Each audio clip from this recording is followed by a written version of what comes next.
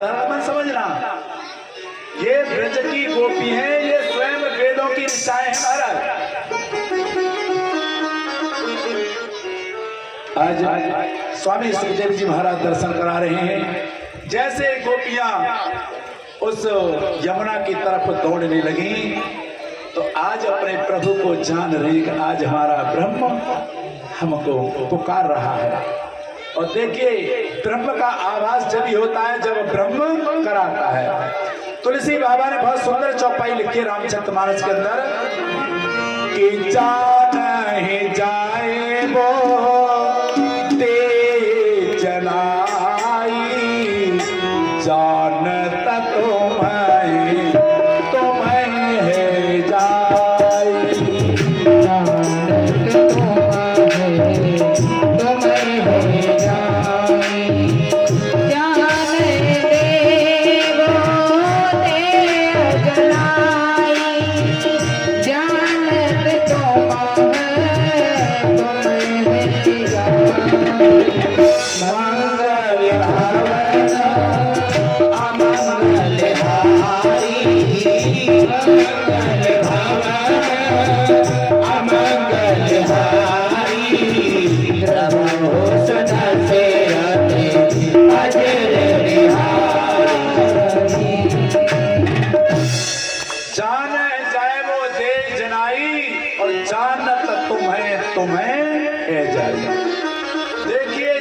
परमात्मा को जब तक नहीं जान सकता है जब तक परमात्मा जनाना न चाहे, और जब परमात्मा जनाना चाहते हैं तभी जीव उस ब्रह्म को जानता है।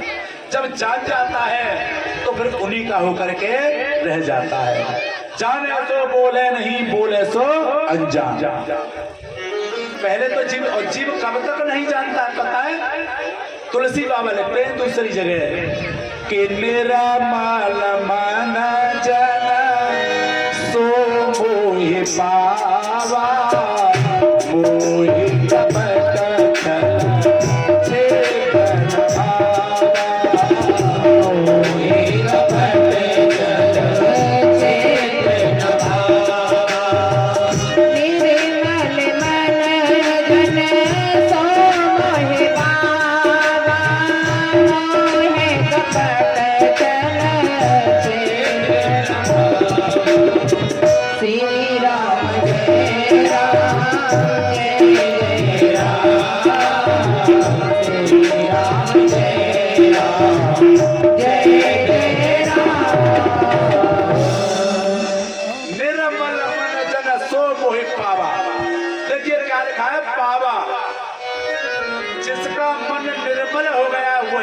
पा सकता है।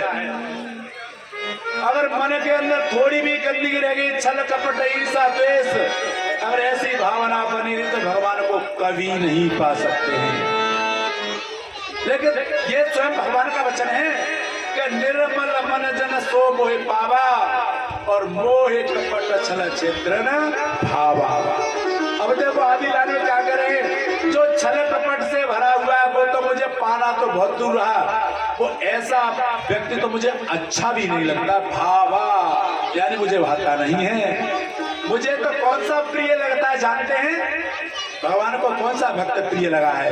ये भगवान का वचन है कि मम गोल गावत पुलक शरीरा गद गद केरा नैन बहरी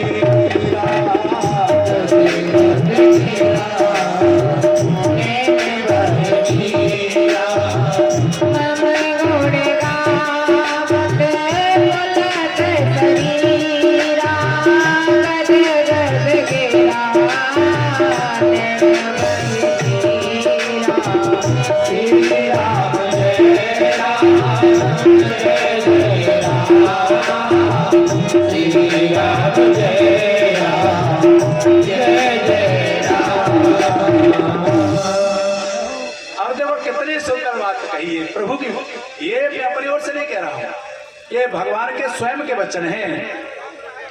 एक जगह कह रहे हैं कि निर्मल मन जन सो मोहि पावा और मोहि कपट छल छिद्रन भावा। आगे कहा है एक जगह और महाराज जी सनमो कहो ये जीव मोए जावही जन्म कोट अगर नासन तवही सनमो कहो ये जीव मोहे जवही जन्म कोटि अब नासह तवही। सनम कहो ये जीव मोए जवही और जन्म कोट अगर नासे तवही। अब ये कैसे पता पड़ा कि हम भगवान के सन्मुख हैं या दाएं हैं या बाएं हैं? अरे 2 दिन कोई मंदिर में आके घंटरिया बजा ले तो मुझे कहता होता भगवान के बहुत बड़े भक्त हैं, हम तो बड़ा भक्त कोई है ही ना है। लेकिन भगवान कह रहे हैं कि सन्मुख हो जीव मोय जबही। और आदि लाइन में क्या कह रहे हैं? तो जन्म कोट यानी करोड़ों जन्मों के पाप अघ कहते पापों के लिए जन्म कोट अघ नासें तब जब जीव मेरे ठीक सामने सन्मुख हो जाता है तो उसके करोड़ों जन्मों के पाप उसी क्षण नष्ट हो जाते हैं जब जीव मेरे ठीक सन्मुख होता है। अब ध्यान देना, जीव कब सन्मुख होता है? जीव हर समय भगवान के लिए छटपटाए, जैसे गोपी छटपटा रही है। जिस अवस्था में थी उसी अवस्था में भाग दौड़ी अपने प्रभु से मिलने के लिए। जहां भगवान से प्रेम होता है वहां नियम नहीं होता है। आज गोपी दौड़ पड़ी और ये भगवान कहते हैं सन्मुख होए जीव मोय जबही और जन्म कोट अघ नासें तबही। लेकिन जीव कब सामने हर समय भगवान के लिए? अरे संसार के लिए तो संसार रो रहा है, अपने सगे संबंधियों के लिए सब रो रहे हैं। कोई बेटी के लिए रो रहा है, कोई बेटा के लिए रो रहा है, कोई अपने भाई के लिए रो रहा है, तो कोई माल के लिए रो रहा है। लेकिन उस परमात्मा के लिए जो रो रहा है वही भगवान के ठीक सन्मुख है। आगे कह रहे हैं कि मम गुण गावत पुलक शरीरा, मेरे गुणों को गाते गाते शरीर पुलकित हो जाए, रोमावली खड़ी हो जाए। मेरे गुणों को सुनते सुनते रोमावली खड़ी हो जाए, बाड़ी अवरुद्ध हो जाए, नैनों से झरझर आंसू बहने लगे। समझ लो जीव भगवान के ठीक सन्मुख है। ये आंसू है ना, ये कोई साधारण आंसू नहीं है, ये आंसू कोई साधारण नहीं है। अरे संसार के लिए तो सब रोते हैं, जो संसार के लिए रो रहा है वो तो गर्म आंसू होते हैं। लेकिन जो भगवान के लिए रोता है वो तो हृदय अंतःकरण से आंसू आते हैं। वो अनंत जन्मों के पाप हमारे हृदय में छाले बन करके फूटते हैं। तब वो छाले बन करके फूटते हैं तो उसका पानी हमारी आंखों के द्वारा बाहर आता है। तभी भगवान कह रहे हैं कि जन्म कोट अघ नासें तबही। जब मेरे लिए जो जीव रोता है ना, उसके एक जन्म के नहीं करोड़ों जन्मों के पाप जल करके नष्ट हो जाते हैं। आज गोपी छटपटाती हुई कहां दौड़ी? अपने गोविंद से मिलने के लिए। जैसे गोविंद के पास में पहुंची, गोविंद व्यंग करने लगे गोपियों से। गोविंद व्यंग करने लगे गोपियों से, कहने लगे स्वागतम वो महाभागा प्रियम किम करवाणि वह ब्रजस्यागमनम काचित ब्रूतागमन कारणम। स्वागत है गोपियों, आपका स्वागत है इस वन में। लेकिन किस कारण से आप आई हो? अरे रात्रि का समय है, तुम इस वन में क्यों आई हो? गोपियां नीचे को गर्दन झुका करके खड़ी हो गई। श्याम सुंदर, पहले तो हमको बुलाते हो, फिर हमसे पूछते हो कि क्यों आई हो। आज भगवान कहने लगे, अच्छा मैं समझ गया, तुम शरद पूर्णिमा की चांदनी रात देखने के लिए आई हो। अब चांदनी रात देख ली हो तो चली जाओ। गोपियों ने सिर हिला दिया, हम चांदनी रात देखने के लिए नहीं आई हैं। फिर श्याम सुंदर कहने लगे, तो पति से झगड़ा हो गया होगा, आपकी सास ससुर ने कुछ बोल दिया होगा। फिर भी गोपी कहने लगी, हमारा किसी से कोई झगड़ा नहीं हुआ है। अच्छा तो मेरे दर्शन करने के लिए आई हो? अरे तो अपने घर जाओ, अपने घर जाकर के ही मेरा दर्शन करना। उसी समय गोपियों को सुनते सुनते कान बहरे हो गए। गोपियां कहने लगी, श्याम सुंदर, ये हम तुम्हारे प्रवचन सुनने के लिए वन में नहीं आई हैं। आपसे मैं एक बात पूछती हूँ, उसका उत्तर दे देना, हम वापस चली जाएंगे। क्या पूछने लगी गोपियों? देखो ध्यान देना, मेरे शब्दों पर ध्यान जरूर देना। गोपी क्या उत्तर पूछ रही हैं? श्याम सुंदर, हम आपसे एक जवाब पूछना चाहते हैं, पूछो। एक पतिव्रता स्त्री अपने पति की सेवा करती है, लेकिन उसका पति विदेश नौकरी के लिए जा रहा है। फिर वो स्त्री कहती है, स्वामी आप तो विदेश जा रहे हैं, लेकिन मैं अपने धर्म का पालन कैसे करूंगी? तो उसी समय उसका पति कहता है कि देवी तुम मेरी तस्वीर रख लो, यानी मेरी फोटो सामने रख करके और उस फोटो को ही सेवा करना, भोग लगाना, आरती पूजा करना। अब वो स्त्री जब तक उसका पति विदेश में रहता है तब तक वो सेवा करती है, किसकी? फोटो की। एक दिन वो फोटो घर के सामने सेवा कर रही है, उसी समय उसका पति विदेश से आ गया। अब श्याम सुंदर आप बताओ, वो स्त्री फोटो की पूजा करे या साक्षात पति की पूजा करे? तो द्वारकाधीश ने कहा श्याम सुंदर ने, करे गोपी, इसमें पूछने की क्या आवश्यकता है? अरे जब साक्षात पति सामने आ गया तो फिर फोटो की पूजा नहीं, फिर तो साक्षात पति की पूजा करनी चाहिए। बस धन्य है प्रभु, ये संसार के जो पति ये तो फोटो की तरह हैं, आप हमारी आत्मा के जगत पति हैं। जब जगत पति सामने आ गया तो फिर फोटो की कोई आवश्यकता नहीं रह जाती है।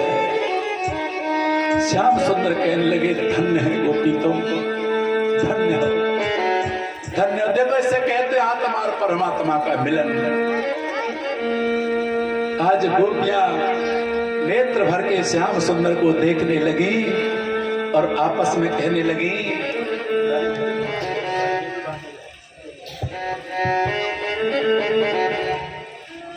सखी रे